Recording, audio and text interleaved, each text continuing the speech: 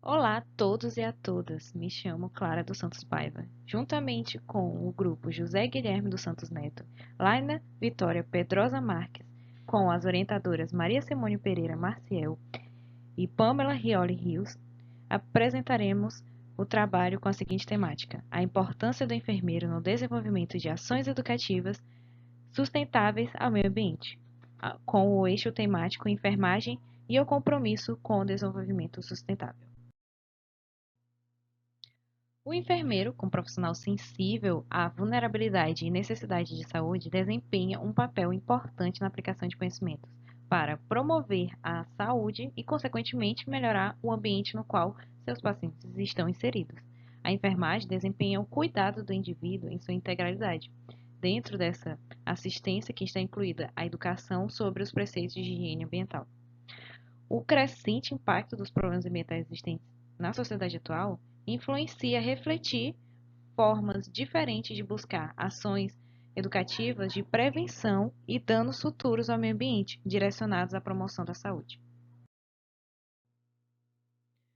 Com isso, o estudo tem como objetivo analisar a importância do enfermeiro no desenvolvimento de ações sustentáveis ao meio ambiente. Como método de estudo, uma revisão narrativa, foram pesquisados artigos utilizados os de escritores Educação e Saúde, Cuidados de Enfermagem e Saúde Ambiental, nas seguintes bases de dados: Cielo, Lilacs e Medline, sendo selecionados 3 artigos como critério de inclusão, artigos que contemplassem a temática e com recorte temporal de 2016 a 2022, com critérios de exclusão do trabalho, artigos duplicados, teses, dissertações e relatos de experiência. Diante disso, visto na literatura que o enfermeiro é responsável por proporcionar acesso aos indivíduos saudáveis ou doentes, com o objetivo de promover e abordar todos os aspectos da educação em saúde. Nesse sentido, os profissionais são entendidos como educadores dos preceitos de higiene ambiental, pois os pacientes precisam ser educados para que possam se posicionar ativamente na promoção da saúde. A enfermagem pode obter cuidados ecossistêmicos implementando práticas de gerenciamento de riscos à saúde ambiental, que inclui promover saúde. Atualmente, observa-se um movimento crescente pela autonomia do enfermeiro, pela ampliação e consolidação das ações de enfermagem e gerencial nos serviços ao cuidado do paciente, incluindo práticas libertadoras de promoção à saúde. Sobre essa ótica, é importante salientar o crescente impacto dos problemas ambientais existentes na sociedade atual, a qual a reflexão sobre essas mudanças ambientais não podem ser limitadas, mas reconhecidas com extrema relevância, com formas de prevenção aos futuros danos ao meio ambiente.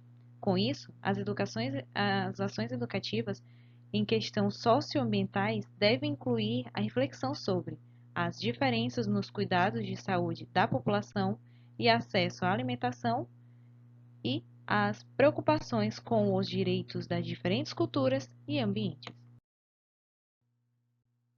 Diante desse estudo, a partir dos artigos analisados, notou-se a importância do enfermeiro no desenvolvimento de ações educativas à saúde ambiental, promovendo melhor qualidade de assistência e na realização do atendimento integral e ecossistêmico de saúde para a população. E diante de todo o trabalho exposto, essas foram as referências a serem utilizadas no trabalho.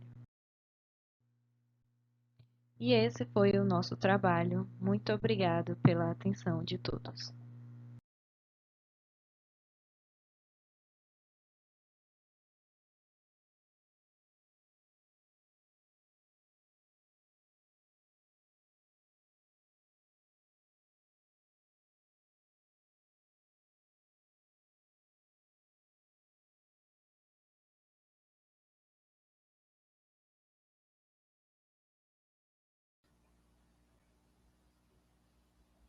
Olá a todos. Primeiramente, gostaria de agradecer a oportunidade em estar apresentando esse trabalho nesse evento.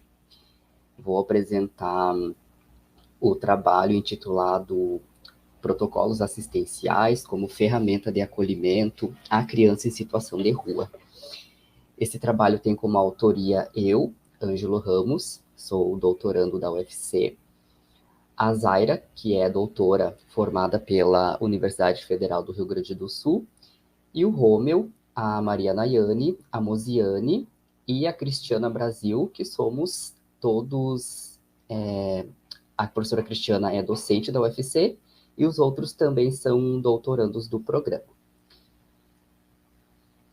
Na introdução, nós trazemos na introdução que os protocolos assistenciais, eles são uma importante ferramenta para orientar a atenção à saúde, principalmente a essas populações vulneráveis. Apesar de o Brasil ter uma portaria que aprova as diretrizes para a organização da atenção básica, nós percebemos uma fragilidade na assistência que é direcionada para essas crianças em situação de rua. Quando eu falo de portaria, eu destaco a portaria número 2436, de 21 de setembro de 2017, que aprova essas diretrizes em todo o território nacional. Nesse sentido, o objetivo do nosso trabalho é relatar as etapas para a construção de um protocolo assistencial para a atenção das crianças em situação de rua. Em relação à metodologia, é um estudo do tipo descritivo para propor as etapas necessárias para a construção de um protocolo assistencial à criança em situação de rua. Essas etapas, elas estão como sugestão, porque nós estamos construindo um artigo em relação a delimitar muito bem essas etapas. Quando a gente vai construir um protocolo, nós não temos um referencial metodológico muito bem estabelecido na literatura, e esse é um dos motivos da gente estar construindo esse artigo científico. Como resultado, nós delimitamos alguns pontos estratégicos e essenciais para construir um protocolo. A gente traz que a revisão do escopo da literatura sobre a temática é um ponto importante e é a primeira etapa. Depois a gente traz a construção desse protocolo. Precisamos de avaliação de conteúdo realizado por juízes especialistas. A avaliação de aparência e aplicação com o público-alvo. Lembrando que esses juízes, eles precisam ser de outros núcleos profissionais, no momento que a gente solicita só para enfermeiros avaliar o protocolo. Acaba que o olhar ele fica muito voltado apenas para a enfermagem. Então, quando a gente traz alguns juízes de outros núcleos profissionais, o nosso trabalho acaba ampliando os horizontes para chegar em populações que outros núcleos profissionais também se preocupam. Outro ponto importante é que esses juízes, eles precisam ser de regiões diversas do país. Por quê? Porque nós temos em todo o território nacional uma grande singularidade de populações. Nesse sentido, os juízes, eles precisam ser de diversos estados para que a gente consiga ampliar esse conhecimento e que valorize a singularidade de cada população, de cada região do Brasil. Lembrando que a população do Nordeste em situação de rua, ela vai ser diferente da população de rua da região Sul, por exemplo. Por isso que eu destaco a importância dos juízes de diversas regiões do país por conta dessa singularidade populacional.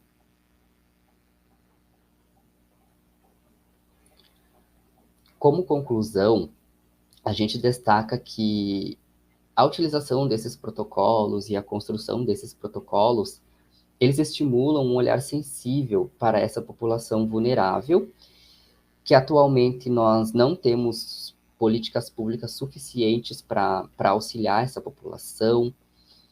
Esses protocolos, eles também vão desenvolver no profissional um acolhimento qualificado e baseado em evidências científicas. a construção e a validação desses protocolos podem servir como evidências para a construção de políticas públicas para essa população, para essas crianças que vivem em situação de rua.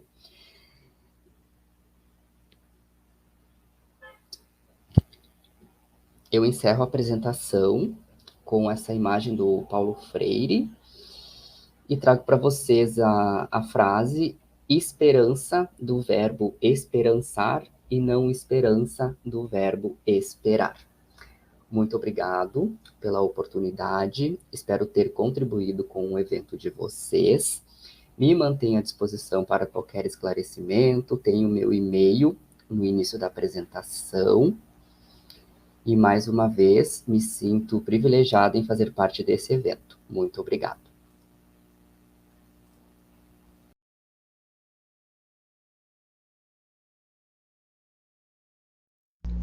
Olá, me chamo Verônica Ramalho Vieira, autora principal do trabalho intitulado Percepção dos Enfermeiros da Atenção Primária de Pinheiro, Maranhão, em relação à fitoterapia e plantas medicinais.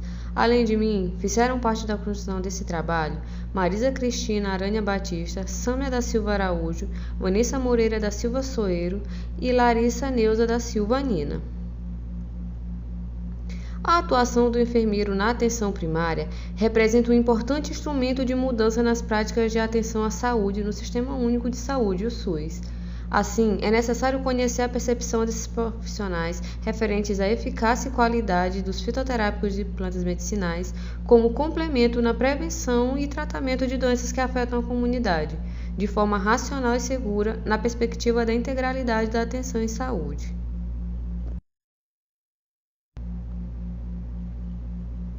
O objetivo deste estudo é conhecer a percepção dos profissionais de enfermagem sobre plantas medicinais e fitoterápicos, principalmente no que abrange embasamento teórico e científico sobre essa prática.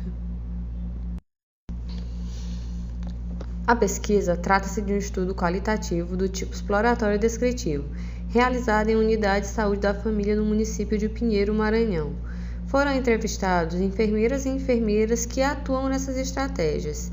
A pesquisa atende às normas de pesquisa com seres humanos da Resolução número 466 de 2012 do Conselho Nacional de Saúde e foi aprovada pelo Comitê de Ética e Pesquisa da Universidade Federal do Maranhão, sob o CEP de número 3.716.852. No que tange às ações desenvolvidas pela Estratégia Saúde da Família com a atuação do enfermeiro na comunidade, percebe-se que o tratamento e a reabilitação dos agravos ainda são prioridades, seguido pela prevenção de doenças. Prática associada a um modelo biomédico curativista. Observou-se também o baixo nível de conhecimento científico sobre a temática fitoterapia. A maioria dos entrevistados explicitou a ausência de aprendizado significativo sobre o assunto durante a graduação e também durante o período da atuação profissional nas estratégias de saúde da família, fato evidenciado pelo pouco contato com políticas, programas ou normatizações relacionados a essa prática. É possível observar no gráfico ao lado que 40% da amostra relatou ter um conhecimento insatisfatório sobre o assunto. 50% afirmam ter um conhecimento mediano, conhecem algumas plantas medicinais, e apenas 10% dos profissionais afirmam ter um conhecimento satisfatório, sendo capaz de subsidiar algumas orientações aos usuários da atenção primária.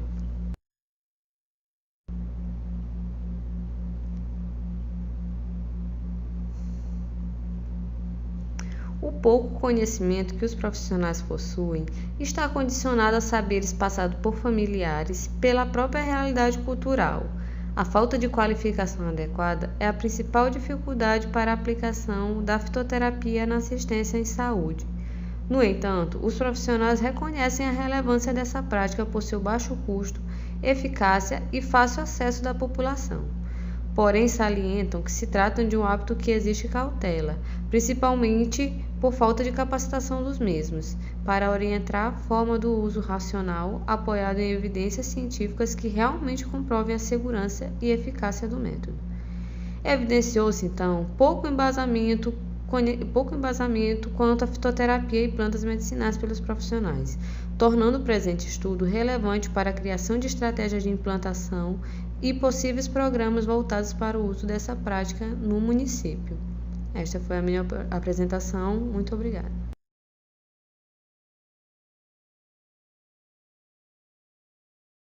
Oi, eu me chamo Renata, sou discente de enfermagem da UFMA do campus de Pinheiro e irei falar sobre a situação vacinal e as condições de saúde de crianças quilombolas de uma cidade da Baixada Maranhense.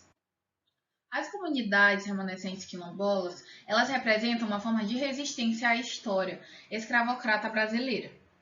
Ela é composta majoritariamente por população de ancestralidade negra, e entre elas temos as crianças, né, nessas comunidades quilombolas. E as crianças, elas representam um grupo populacional mais vulnerável. As crianças, elas podem apresentar déficit nutricional, de crescimento, de desenvolvimento e maior risco de morbidades agudas. Isso também implica a questão da perda da qualidade de vida, devido ao maior risco de adoecimento, a agravos transmissíveis e até mesmo parasitários, baixo desenvolvimento, tanto cognitivo quanto físico, e também o abandono escolar. A avaliação das condições de saúde da situação vacinal das crianças, elas podem revelar os impactos do nível de organização socioeconômica e desenvolvimento humano nas comunidades quilombolas. E aí se faz necessário, né, associar ao correto preenchimento e análise também da caderneta da saúde da criança dentro da área quilombola, de forma, né, que possa identificar tanto os principais aspectos da saúde que são afetadas nessas crianças dentro desses contextos sociais. E dentro desse contexto encontra-se Bequimão, município da região da Baixada Maranhense. O objetivo, né, do nosso estudo é analisar a situação vacinal e condições de saúde de crianças quilombolas de uma cidade da Baixada Maranhense. Bom, quanto à metodologia, esse estudo se trata de um estudo transversal, que ele faz parte de um projeto maior, intitulado Inquérito de Saúde das Crianças Quilombolas de Bequimão, Wikibec Crianças, inicialmente, né, por meio da articulação com a Secretaria Municipal, tanto de Educação quanto de Igualdade Racial e também os gestores dessas escolas, foi realizado um levantamento dessas crianças em idade escolar de 5 a 9 anos, regularmente matriculadas e residentes nessas comunidades remanescentes quilombolas certificadas pela Fundação Palmares. Aqui no mapa eu venho mostrar para vocês a distribuição dessas comunidades quilombolas e das escolas públicas utilizadas pelas crianças dessas comunidades. Temos também, né, que por meio do levantamento foi estimado um quantitativo de 161 crianças. Porém, após recusas e dificuldades de encontrar as crianças acompanhadas pelos responsáveis nas escolas em 2 tentativas seguidas, foram coletados dados apenas de 143 crianças. E dentre essas 143 foram analisadas e escaneadas as cadernetas de saúde da criança de apenas 123 delas, porque 20 dessas crianças não compareceram no momento da nossa coleta com a carteira de vacinação em mãos. Aqui no mapa também é interessante citar que existem lá em Bequimão 11 comunidades remanescentes quilombolas certificadas. No entanto, apenas 10 comunidades elas possuem crianças nos nossos critérios estabelecidos. Bom, ainda em relação à metodologia, foi aferida, né, a pressão arterial com esfigmo e esteto infantil, e de cada criança foi coletada uma pequena amostra sanguínea para análise de hemoglobina, utilizando o hemoglobinômetro portátil no modelo do Hemocui, tá? E também foi realizado o scanner da caderneta da saúde da criança para avaliarmos o preenchimento e a situação vacinal das crianças, se elas estavam atualizadas ou em atraso. E também das crianças foi avaliado segundo os índices antropométricos, peso para a idade e estatura para a idade, e índice corporal, né, para a idade, calculados em Score Z por meio de um software, e foram estabelecidos os pontos de corte para avaliação do estado nutricional, segundo a referência da Organização Mundial da Saúde. E todos os instrumentos de pesquisa eles foram importados e os dados foram coletados por meio de software específico para a coleta de dados, tá? O REDCap, e foram analisados no RS Studio. E também foram calculadas frequências absolutas e relativas para todas as características avaliadas. Quanto aos resultados, foram obtidos dados de 123 carteiras de vacinação, o que corresponde a 86% da população de 143 crianças que participaram da pesquisa, tá? E o montante não analisado atribuiu-se aos pais que não compareceram ao local de coleta com a caderneta de vacinação. As crianças não correspondiam à idade de menores de 10 anos, havendo as 20 exclusões. E a idade das crianças avaliadas variou entre maior ou igual a 5 anos e menores de 10 anos. E das 123 cadernetas de vacinação analisadas, 52,9 correspondiam a crianças do sexo feminino. E também foi utilizado como base o Calendário Nacional de Vacinação de 2020, o PNI, para analisar a cobertura vacinal para o esquema básico e para as respectivas vacinas, que está descrita na tabela 1, que eu irei mostrar nos próximos slides, e também a proporção de crianças com esquema básico completo foi apenas de 21,1%. E no momento da pesquisa, 112 crianças, ou seja, 78,3%, elas não se enquadravam ainda na faixa etária de vacinação de HPV do calendário básico de vacinação do PNI, que para meninas é de 9 a 14 anos e meninos de 11 a 14 anos. Aqui temos a tabela 1, tá? Que é a cobertura vacinal das crianças quilombolas menores de 10 anos de idade de Bequimão, do projeto Quebec, né? 2022. E aqui temos a vacina, a BCG, hepatite B, rotavírus e pentavalente. Continuando agora as nossas outras vacinas que foram avaliadas, temos a DTP, VIP, VOP, pneumococcus K10, meningococcus KC, né? Também avaliamos a febre amarela, a vacina de tríplice viral e tetraviral, a varicela monovalente. Bom, continuando, né, a hepatite A, HPV, a Covid-19, que aqui temos um dado interessante, que em atraso temos 29 crianças, correspondente a 20,3%, e também a influenza, que foi a vacina que é a mais tomada pelas crianças dentro das comunidades desse município da Baixada Maranhense.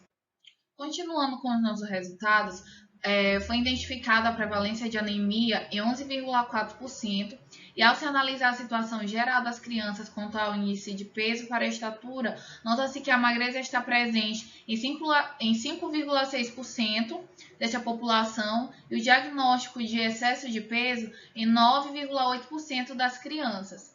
E com relação ao índice estatura para a idade, os déficits estruturais estavam presentes em 4,9%. Aqui pode-se observar a tabela 2, que são os indicadores antropométricos e de anemia das crianças quilombolas menores de 10 anos, tá? Que foram os dados que eu falei no slide anterior. Bom, quanto à pressão arterial, iremos observar que 36,6% das crianças avaliadas a pressão arterial estava elevada. Tendo base, né, nas diretrizes brasileiras de hipertensão arterial do ano de 2020, ela define que crianças de 1 a 13 anos de idade, a PA normal será a sistólica menor que 120 e a diastólica menor de 180 milímetros de mercúrio. E em relação às horas de sono, a gente pode observar que 74,1% possuem mais de 11 horas de sono, onde 100% delas dormem mais de 8 horas por noite. E aqui na tabela 3 a gente pode observar a condição de sono e pressão arterial sistêmica das crianças. Bom, e para concluir, a gente pode evidenciar que a carteira de saúde das crianças ela apresentou baixa frequência de preenchimento dos seus itens essenciais ao acompanhamento da saúde da criança, indicando que uma insatisfatória utilização. E também pode ser verificado alterações na pressão arterial e casos de anemia ferropriva dentre essas crianças quilombolas. mais baixa alteração nos seus índices antropométricos. E vale destacar também a importância de medidas públicas de prevenção e promoção da saúde dessa população mais vulnerável. Muito obrigada pela atenção de todos e foi essa a apresentação do nosso resumo sobre a avaliação das cadernetas de vacinação de crianças quilombolas de uma comunidade na Baixada Maranhense.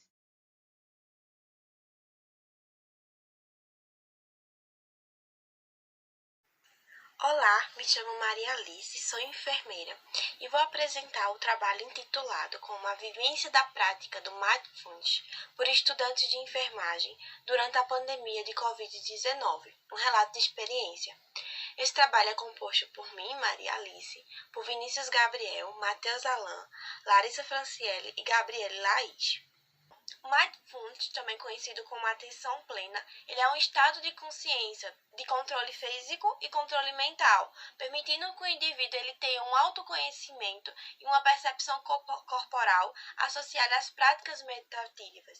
Então, é uma prática de meditação e que consiste com que aquele indivíduo, no momento da meditação, da prática propriamente dita, ele possa estar vivenciando aquele momento, naquela hora, de maneira ativa, vivenciando a presencialidade em todos os momentos vividos. Então, como nessa imagem vocês podem ver, o Mindfulness consiste justamente nisso, na aceitação da atenção e dos momentos presentes vividos naquele momento. O objetivo desse trabalho, então, é descrever a vivência e a participação de estudantes de enfermagem nas práticas do Mindfulness durante o período pandêmico de 2020 a 2021. Em relação à descrição dessa experiência, é um estudo descritivo do tipo relato de experiência, em que vamos abordar sobre a vivência de estudantes de uma instituição de ensino superior, estudantes de enfermagem, em que estão vivenciando no projeto de extinção mente saudável durante a pandemia do Covid-19. Esse projeto, então, teve como finalidade ofertar, através de práticas de mindfulness de atenção plena, mais qualidade de vida aos participantes do projeto, que faziam parte deles, os estudantes, os docentes e os funcionários da instituição. O projeto ele acontecia da seguinte forma. O projeto ele era todo baseado no livro de Mark Williams e Danny Penny, que é Atenção Plena, Como Encontrar Paz no Mundo Frenético. Então, esse programa de práticas meditativas, ele acontece por 8 semanas. E aí, uma vez por semana, todos se reuniam de forma online. Os monitores, os participantes, que eram os estudantes, os professores e os funcionários da instituição, e a professora coordenadora para a realização dessas sessões. E aí, as instruções para aquela semana era passada pelos monitores e logo após era realizada uma prática meditativa, alguma atividade daquela semana mesmo, para que os participantes eles pudessem se familiarizar com o que era proposto. Outra coisa também importante de salientar é que antes das reuniões, antes de apresentar como seria a semana, fazíamos perguntas, né? Os participantes, eles falavam como foi a vivência daquela semana, o que eles perceberam com as atividades que foram propostas, as mudanças, as dificuldades, se gostaram ou não do que estava programado para aquela semana. E aí, essas práticas, né, elas eram introduzidas de forma didática com o intuito de que os usuários, entendendo que faziam parte estudantes, funcionários e os professores, pudessem entender e tornar aquela vivência prazerosa de ser realizada. E aí, as práticas meditativas de estado de consciência plena, eles auxiliavam de forma significativa na ansiedade, concentração, relaxamento corporal e autoconhecimento. Foi possível identificar mudanças positivas nesses participantes. Todas as semanas eles relatavam algumas mudanças em relação à diminuição dos níveis de estresse, a melhora na concentração, na ansiedade. E aí todas essas questões estavam sendo benéficas, né, considerando aquele momento pandêmico, em que muitas dessas condições tinham sido afloradas pela situação que estava sendo vivenciada mundialmente. E aí o aumento da concentração, a autopercepção de si, poder fazer as atividades e prestar atenção e ter atenção. Muitas atividades que fazemos no dia a dia, de certa forma, é do modo automático. Não percebemos como fazemos. Então, muitos relatavam que não lembravam o que era escovar os dentes, que é uma das atividades desse programa, escovar os dentes de forma plena, prestando atenção naquele momento. A atenção plena ela também pode ajudar de forma restrita nas questões mentais dos próprios estudantes extensionistas, porque permitiu com que eles tivessem essa vivência do Mindfulness, da meditação, e que futuramente eles podem aplicar numa sua atividade profissional, né, no seu futuro profissional, na equipe de enfermagem, por exemplo. Então, como considerações finais, temos que a prática do Mindfulness, ela proporcionou aos extensionistas desse projeto a vivência acadêmica no momento de relaxamento, como também discussões científicas sobre a prática integrativa na atividade profissional e a importância que ela pode fazer dentro de uma equipe, como por exemplo de uma equipe de enfermagem, permitindo com que esse enfermeiro ele possa estar aplicando práticas meditativas naquele momento em que percebe que sua equipe não está tendo bom rendimento, não está tendo uma boa concentração e que possa, de alguma forma, com a prática meditativa, melhorar toda a equipe, todo o processo de trabalho.